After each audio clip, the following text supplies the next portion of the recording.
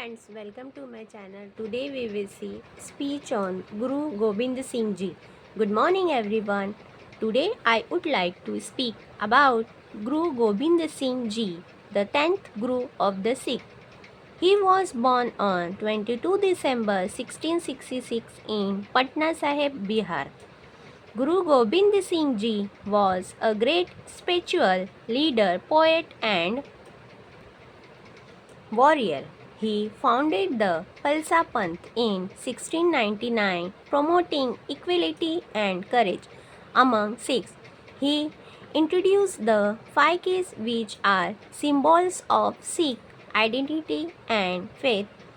Guru Gobind Singh Ji sacrificed his entire family to protect justice and righteousness.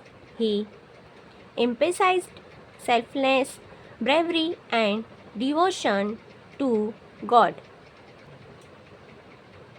He declared the Guru Granth Sahib as the eternal Guru of the Sikh. His life and teachings continue to inspire people to live with strength and dignity.